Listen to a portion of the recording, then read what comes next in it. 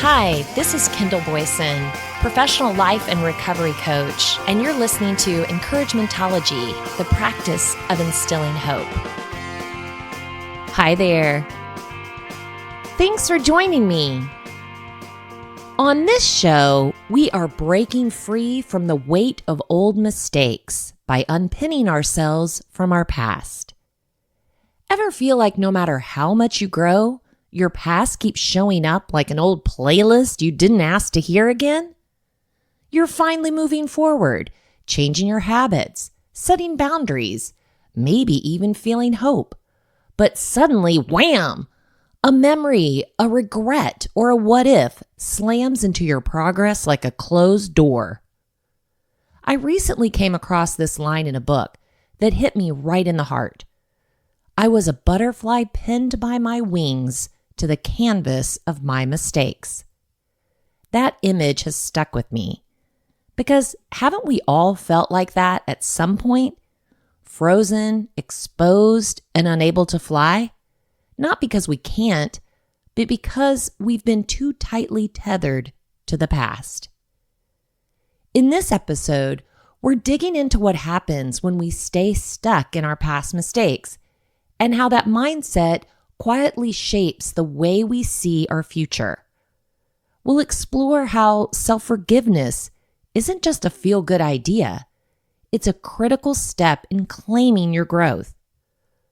We'll talk about the emotional toll of living under an old narrative, how to begin rewriting it, and what it means to truly unpin yourself from your past. Ready to reclaim your wings? Let's get into it.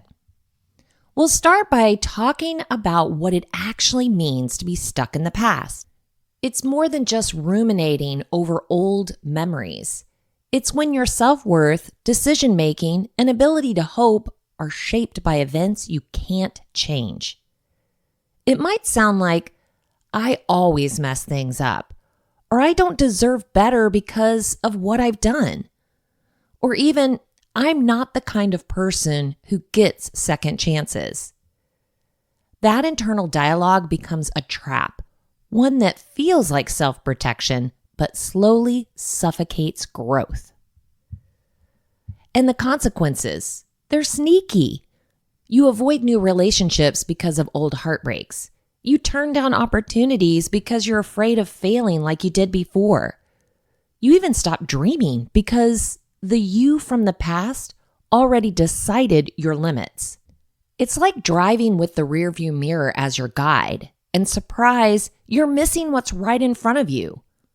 Being stuck in the past doesn't mean you're broken. It means you're human. But healing means learning to thank your past for the lesson and then gently close the book. Let's take a beat together and reflect. Not to dwell, but to uncover. Sometimes we don't even realize how deeply the past is driving our present until we stop long enough to ask some better questions. So let's do that now. I've got 3 big questions for you, and under each one are a few prompts to help you dig deeper. You can write these out, think of them, or even voice note them to yourself later. No pressure, just honesty. Number 1, what memory or mistake comes up most often when you feel unsure or small? This is about noticing the emotional echoes, those moments from the past that replay when your confidence wavers. When do you find yourself reliving this memory? Before making a decision? After a setback? During a conflict? What emotion is tied to it? Like shame, regret, embarrassment, or even grief? What message do you take away from it? I always screw up. I'm not good enough. I should have known better. Has this event become part of your internal identity? Let yourself write about that moment or think about it as if you're telling a trusted friend. Be kind, and be honest.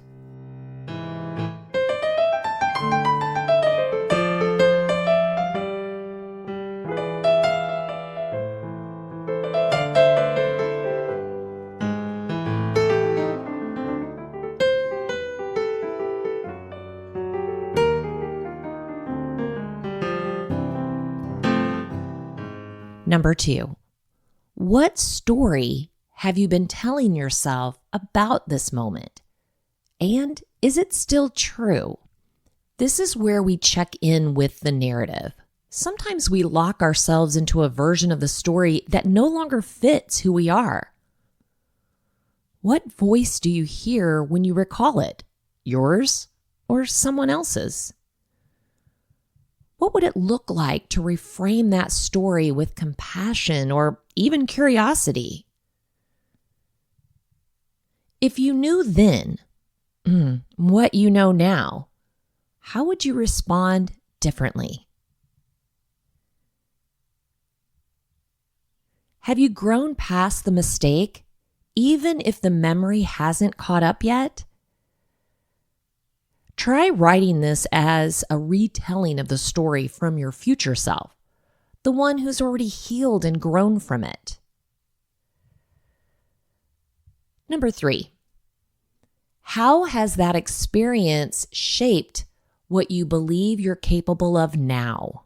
Now we connect the dots, past pain to present limits. What opportunities have you passed up because of fear rooted in that memory? How has it affected your self-trust or your relationships? Are there patterns, playing small, apologizing too much, perfectionism, that might stem from that wound? What would be possible for you if you no longer felt defined by it? Imagine that moment no longer had control. Who could you become if you let go? You're not broken for remembering. You're human, but you don't have to keep living by the rules that pain wrote. This is your reminder that you're allowed to update the story and step into a future your past never saw coming. As we continue our journey towards self-forgiveness and releasing that grip of past mistakes, I came across an article on Psych Central titled, "How to Let Go of Your Past Hurts: 8 Ways to Move On." I think we need those.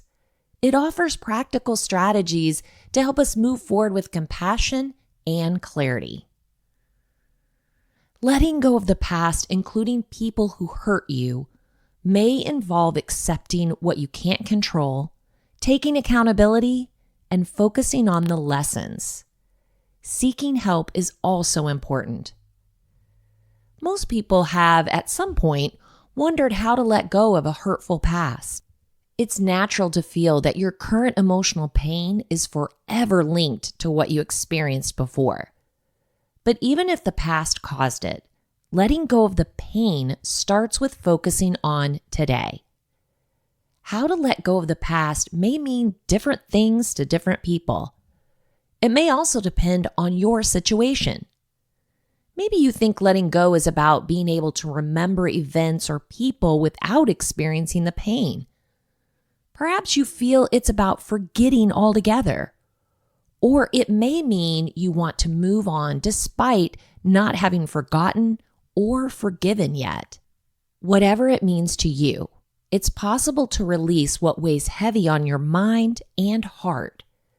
You can heal, and these tips may help. Carl Jung said, "I am not what happened to me. I am what I choose to become."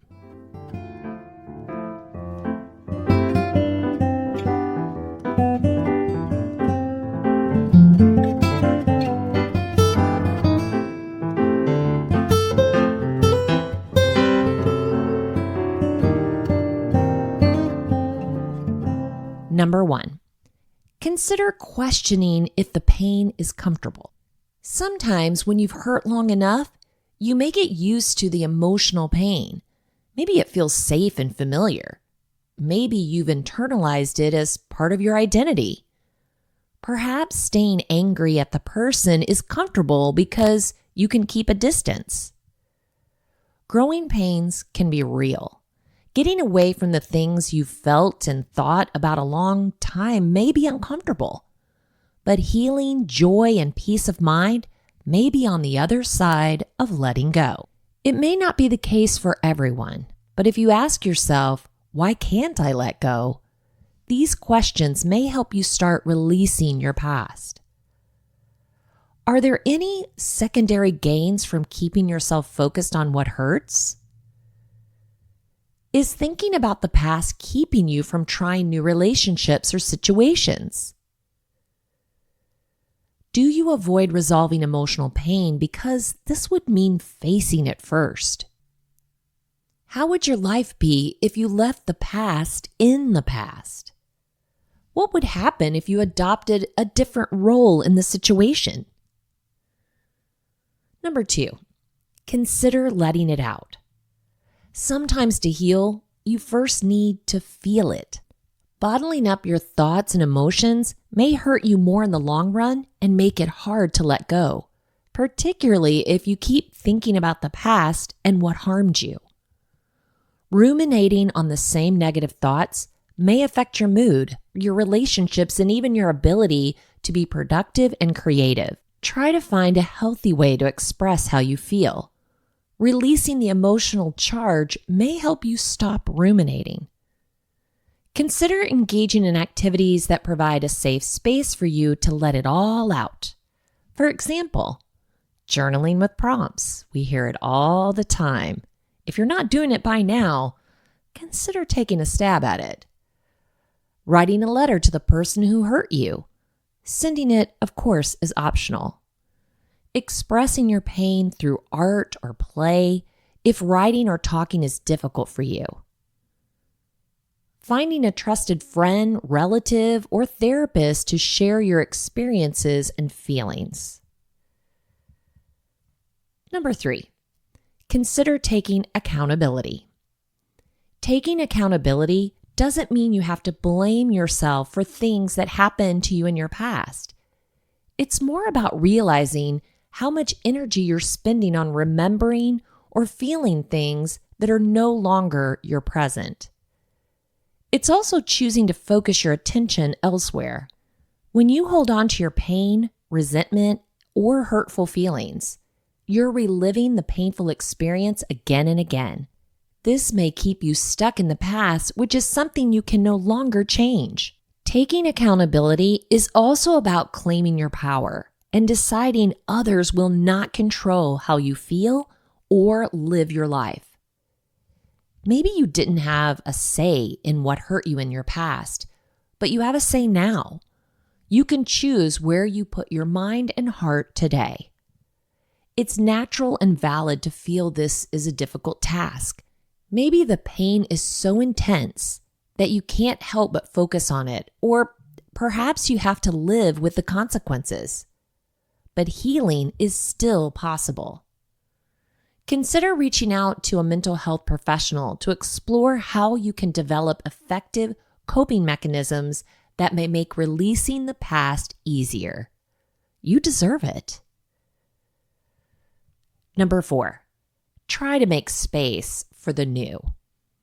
Focusing on past events may leave little room in your heart and mind for new experiences, including those that may bring you joy.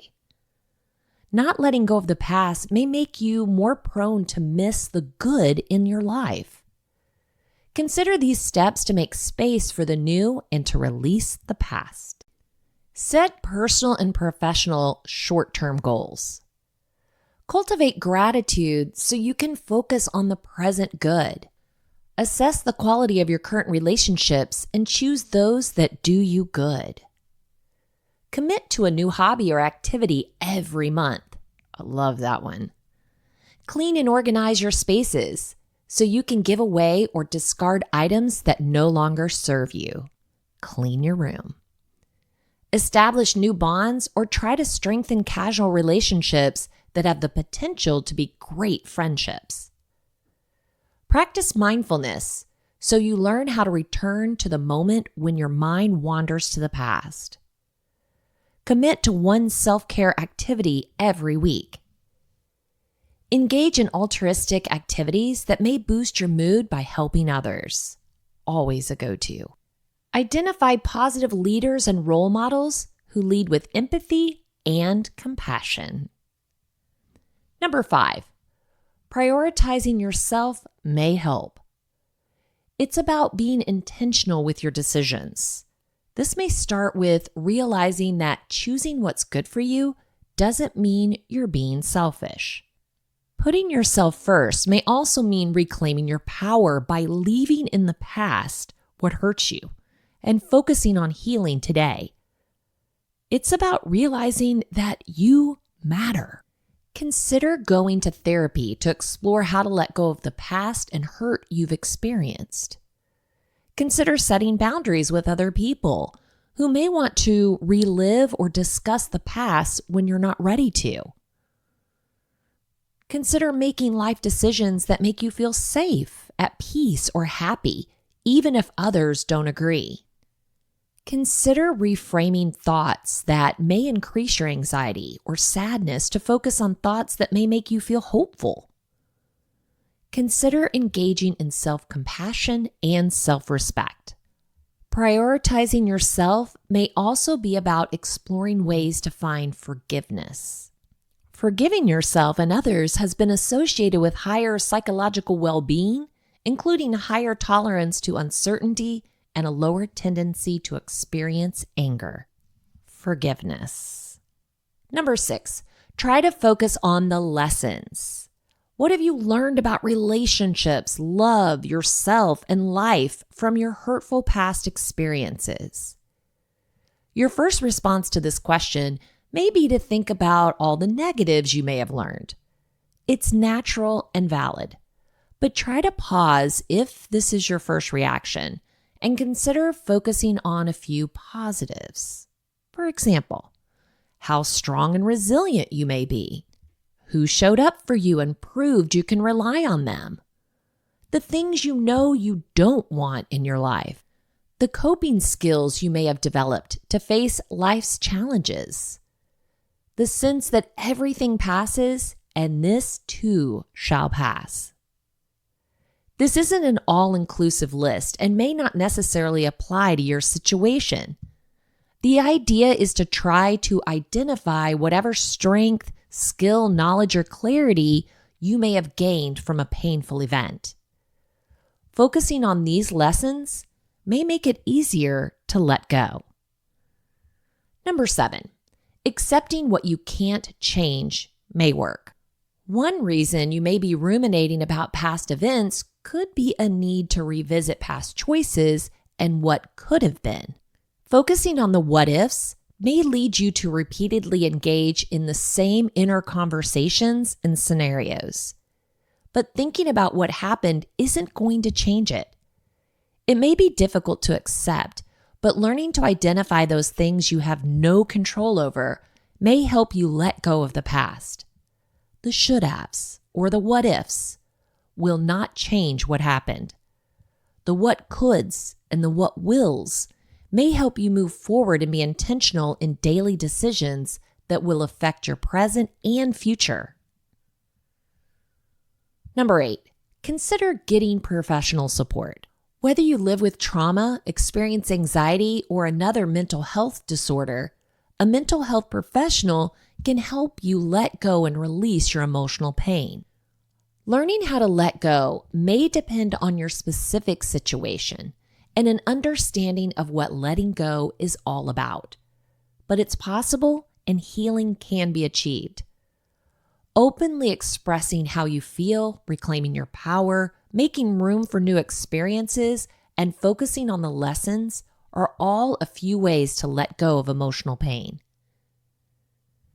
In a nutshell, this article is basically your nudge to stop carrying around pain like it's part of your identity. It breaks down how letting go isn't about pretending it didn't hurt. It's about making peace with the fact that it did and choosing to move forward anyway.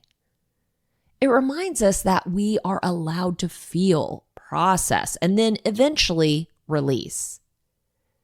It also gives some really doable tips, like journaling again, talking things through, and even just getting real about what you can control versus what you can't. But my favorite part, it's the reminder that self-compassion isn't weakness. It actually is the key to healing. You don't have to keep punishing yourself to prove you've learned something. Growth looks a lot more like grace.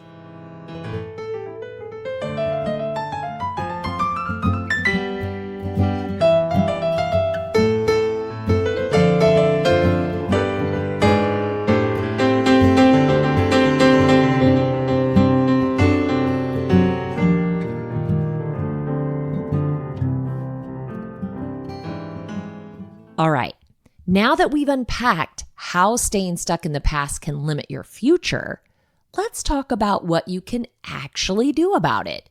Because here's the truth, your past might have shaped you, but it doesn't get to define you unless you let it. Growth doesn't mean erasing what's happened. It means learning how to carry it differently. So, here are some ways to get unstuck and start building forward momentum. Number 1, clean out your emotional closet. You know, that one moment or mistake that just keeps haunting you like an embarrassing middle school photo? Pull it out, look at it honestly, and then ask, what am I still holding on to and why? Sometimes we keep shame or regret because we think it protects us from repeating the past. But all it really does is keep us from moving on. So try this. Write down the story you've been telling yourself about that mistake. Then rewrite it from the perspective of what it taught you and who you've become since. That's a good one. Number 2, set one forward-focused intention. You don't have to overhaul your life overnight. Just pick one area, your self-talk, your relationships, your goals, and set a small intention. I am no longer making decisions based on who I used to be. That's an example. You'd be amazed what changes when you start acting like you believe that. Number 3, practice pattern interrupts. When the past creeps in, like that inner critic telling you you're not good enough, catch it and say something different. Literally interrupt the thought. Say it out loud. Thanks for the input, past me, but I've got this now. Repetition builds new mental pathways. It's not weird. It's healing. Number 4, share your shift. Tell someone you trust that you're working on letting go of the past. Not because you need advice, just say it out loud. Bringing it into the light gives it less power. And who knows, you might inspire them to do the same. Number 5, offer yourself a moment of forgiveness. This doesn't have to be big or dramatic. Just pause and say, I forgive myself for not knowing what I didn't know. I forgive myself for being human. You don't have to feel ready. You just have to start saying it. The feeling will catch up later. Just remember, you're not behind, you're not broken, and you're definitely not defined by your worst moment. Every time you choose to show up, speak kindly to yourself and take a step forward. You're rewriting the story, and this time, you're holding the pen. As we continue our journey towards self-forgiveness and releasing the grip of past mistakes, I came across another article on the Greater Good Science Center, 12 Steps to Self-Forgiveness. It offers practical strategies to help us move forward with compassion and clarity. Years ago, at a forgiveness class for Stanford Continuing Studies, one of us met a man who once had a wife and 2 children and a good job. But he threw it all away because of a gambling addiction that brought his family to bankruptcy. He regularly lied to his wife about where he was going as he took trip after trip to Las Vegas and the racetracks. This deception continued over the course of several years as he built up the debt that eventually crushed him and lost him his job and his family. We might ask, what kind of life is possible for someone after such self-destructive behavior? How can he move ahead knowing the harm he caused? He can't reclaim the family he lost or in the financial difficulty they all face. And so we ask, how does he forgive himself? If you were in his shoes, how might you move on? The gambler may wallow in remorse, self-hatred, and regret for years to come. Unfortunately, at the end of the day, the remorse, regret, self-hatred, and whatever other bad feelings he experiences will not help him or make his family whole. The bottom line is we cannot change the past, no matter how great our suffering or self-hatred. After he feels appropriate guilt and remorse, might it be possible for him, with sufficient reflection, amends, and reparations, to chart a new course in his life? In our experience as a forgiveness researcher and a former Episcopal priest, we know that even in the face of such personal failing, there can be a path to forgiving oneself. Self-forgiveness is a form of emotional healing that allows us to move from despair and self-attack to acceptance and peace without letting ourselves off the hook. There is a path of forgiveness available to the unfortunate gambler, and that path can be available to you as well. Our decades of work with tens of thousands of people suggest the following 12 steps will make you make peace with your actions, respond appropriately to make amends, and redirect you to a healthier future. We suggest starting with a past action that is giving you some discomfort, but not something that is crippling or giving you extreme distress until you have more practice with the process. Are you ready? You're going to want to write these down. Number 1, categorize the event. We all make mistakes, some large, some small. Here are 4 categories of offense that can be helped by self-forgiveness. You fail at an important life or developmental task, like bankruptcy or flunking out of school. Your wrong or unskillful actions harm you or someone else. You greatly hurt yourself by patterns of decisions or actions like misusing substances or regularly taking unnecessary risks. You did not do something you knew you should, like helping a suffering family member or putting money away for your child's college education. Categorizing the offense begins the forgiveness process. It allows you to break down what you did into a category, get a little distance, and begin the process of healing.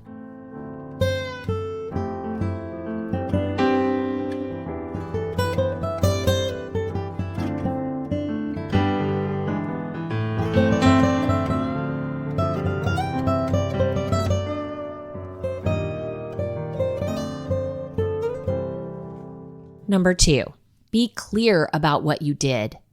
As you identify a mistake you made that has been troubling you, take a few deep breaths and write down any thoughts and emotions that come up for you now. While being gentle with yourself, clearly articulate the specific wrong you committed and who it may have harmed. You need to know that you're forgiving yourself. If you feel comfortable doing so, share your work in these steps with a friend, or write a note to someone about it.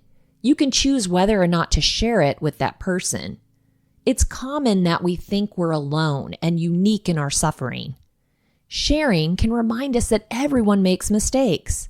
Confessing what you've done also prevents you from slipping into denial, suppression, repression, and forgetting. Number 3, understand what you want. You may not necessarily want to reconcile with the person you hurt. Maybe you just want to get rid of the shame, release the blame, and feel calm and whole at your center. When choosing self-forgiveness, many people say that they want to accept their mistakes, relieve their suffering, and get rid of the shame they feel. But a reminder, remorse over past behavior is not a bad thing.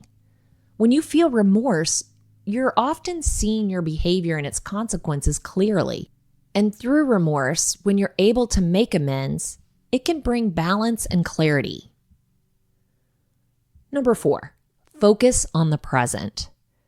Realize that the hurt feelings, guilty thoughts, and tense muscles you feel whenever you think of your offense are what are actually making you suffer now, not what you did in the past. It's your reaction to it today that is what you're struggling with. Consider how you feel right now about the offense. What are you thinking? How are you behaving? Ask yourself, are my present responses to the offense helpful? If not, what can I do now to relieve myself of my self-condemnation? Number 5, end self-attack. The key to the practice of self-forgiveness is releasing self-attack, dealing too harshly with ourselves even if we have failed or hurt someone. A limited self-attack can be helpful at first to clarify what we did wrong, and then to remind us not to do it again. Dwelling on self-attack is often called remorse. You can tell that long-term self-attack is happening if you're experiencing excessive shame and guilt. It may help to note the difference between guilt and shame. Someone who is feeling guilt may say, "I did something bad." Someone who is feeling shame might say, "I am bad." While guilt can be a helpful emotion that connects us to our moral compass and helps us make amends when we make mistakes, shame can be a toxic emotion. Shame is linked with addiction, depression, violence, bullying, suicide, and eating disorders, while remorse and guilt are not. Number 6, own your realistic expectations. Most of us have a set of unconscious rules hovering in the back of our minds about how we expect ourselves to behave. These rules are demands or expectations that you don't control. For example, past behavior that you now think should have been different, or the belief that you must be a certain way. But those rules, many of which we pick up in childhood, are not always realistic. For example, I might believe I have to be financially successful to feel good about myself, or I should have known better than to marry my first spouse. Remember, it's the unrealistic aspect of your rules that is a significant part of why you struggle to forgive yourself. Number 7, hit the stop button. Replaying what you did over and over again in your head is not going to help you or the person you hurt. It just makes you feel bad and contributes nothing in terms of amends or apologies. So every time you catch yourself ruminating on your mistakes, take a slow and deep breath into your belly. Release it. And immediately shift your attention by looking away, moving your body, stepping away, repeating an affirmation out loud, or visualizing your negative thought floating away in a bubble. Number 8, apologize. When you can't forgive yourself because of something you did that harmed someone else, either by omission or commission, you have some work to do. Sometimes all it takes is a sincere apology to make things right. Apologies are more effective if made in person, but if that's not possible, consider writing a letter or an email. Sincere apologies include 4 key steps. You admit something you did was wrong. You acknowledge that your wrong caused them pain and that their pain is legitimate. You apologize for the wrong and the pain it caused. You offer a sincere effort to not do the wrong again. Number 9, make it right. To make amends, look for a way to be kind to those you've hurt. If you've spent half of the family's monthly food budget on gambling, make it up to them by turning out the tastiest meals ever cooked on a shoestring budget. You didn't get to your daughter's championship basketball game until the second half? Make it right by volunteering to be next year's assistant coach. Even if the person you hurt is dead or otherwise absent from your life, you can still make amends by providing kindness to someone else. This is often called paying it forward. Think you were a bad parent? You can't go back and change things now, but you can go out of your way to be an outstanding grandparent. Or maybe consider joining a Big Brothers or Big Sisters organization to serve as a mentor and provide some guidance and championship someone else's child. Number 10, shift your attention to the good. Now that you've honestly categorized the offense and recognized your need to apologize and make amends, try this practice to solidify the self-forgiveness. Take some deep breaths and remember someone you love. Bring that person's image to your mind and feel the resulting goodness in the area around your heart. Ask yourself, is it time to let the bad feelings about myself go? If your answer is yes, visualize yourself holding the bad feelings in your hand like a stone, and then letting them go. Continue deep belly breathing and try to picture the clean conscience that came about from your apology and amends. Bring to your mind how much you, like everyone else, deserves to be freed when you have felt remorse, made an apology, stopped the bad behavior, and made amends. You have paid your dues and can let it go. Now, ask your open heart for any other advice it might offer regarding letting go and making something right. Remember, this loving part of you offers you guidance that is without self-blame and negativity and full of acceptance and peace. Take another deep breath. Number 11, put yourself in perspective. Remember that you, like everyone else, have good and bad qualities. You are flawed and make mistakes and hurt people. Most self-forgiveness is about you're wrong. But along with remorse, apology, and amends, you need to be realistic about your failures and how they fit into your identity overall. For example, what kind of deeds have you done lately, like helping a friend or a family member during a time of need? What are some good qualities you possess, and how do they manifest? Number 12, identify your positive intention. This is the final step of forgiveness. Change your story and create one that looks forward, not backward. Put your energy into looking for new ways to achieve your positive goals rather than replaying your mistakes and failures. What positive goal of yours was delayed by the offense? How can you recommit to that goal? What story can you tell that includes the offense but does not center on it? For example, the gambler used his addiction as the background for his story of reclaiming his life, supporting his children, and repaying his debts. He used his positive intention to explain how his addiction forced him to examine some bad habits that he had to deal with before he was capable of living a successful life. As we realign our positive intentions, we reverse the toxic emotional process of self-attack. When we feel stuck in a story of regret or failure, we cannot help but feel bad about ourselves. The positive intention brings us back to our goodness, connecting to our amends and letting go and shrinking the self-attack and draining it of its poison. Positive intention frees us from toxic shame, in which we are helpless and miserable, while at the same time allowing healthy remorse. So in a nutshell, this article walks through 12 steps of self-forgiveness. I hope you're writing those down. But don't worry, it's not overwhelming.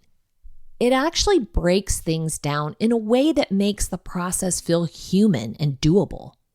What I appreciated most was that it doesn't skip the hard parts. It talks about owning what you've done, making amends if needed, and then shifting toward self-compassion. But here's where I come in. As someone who's struggled to let go of mistakes, I know how easy it is to stay stuck in a guilt spiral. Reading this reminded me that forgiveness isn't about saying, it's fine. It's about saying, I'm ready to heal. And that takes time, not perfection. So if this feels out of reach, just know you're not alone and you're not expected to have it all figured out. You're just asked to start.